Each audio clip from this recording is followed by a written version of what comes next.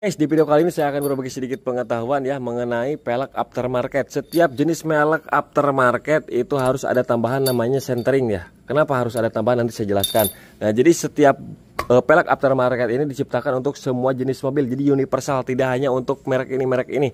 Nah, yang penting bautnya sama, dia bisa masuk ke mana-mana ya jenis merek. Namun yang berbeda itu di bagian hubnya ini, hub ya, ataupun bos centernya ini. Nah, di trombol ini ada hub.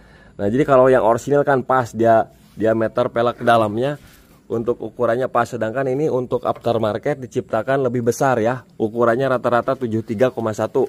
Nah, yang berbeda ini. Nah, kita beli saja ini centering yang sesuai ya.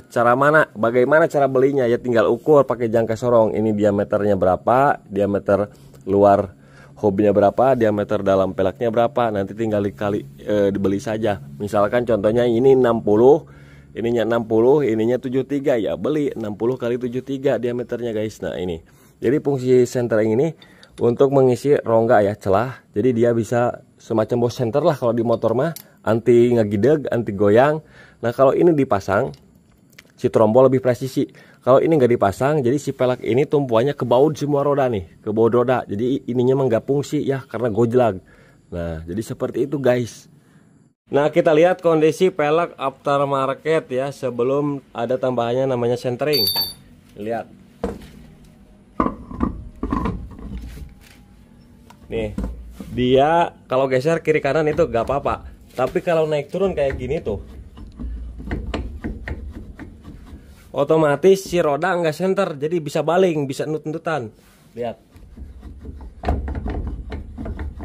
Harusnya dia geser kiri kanan saja, center ya, ini mah naik turun tuh. Kita pasang centering, plug ya. Untuk pasang centeringnya kita cari yang seret yang mana. Kalau misalkan seretnya di bagian pelek, kita pasangnya di sini. Kalau misalkan di sini longgar, di sini seret, nah pasangnya di sini. Gitu ya teman-teman. Jadi tidak ada cara yang baik dan benar, semuanya bisa. Oke, karena yang seretnya di bagian pelek, ya udah kita pasang di sini.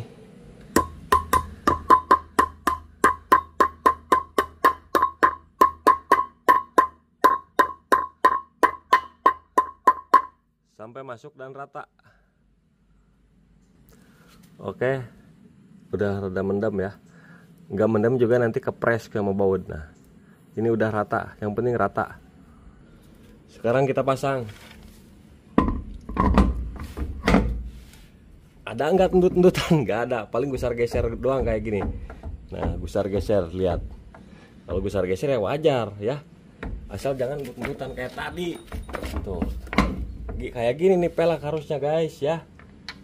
Pelek aftermarket itu wajib dikasih yang namanya centering ya. Jadi fungsinya untuk ya istilah. Mohon maaf tadi kepotong sama notifikasi Indosat teman-teman. Nah, jadi langsung kita bahas ya. Saya jelaskan sekali lagi.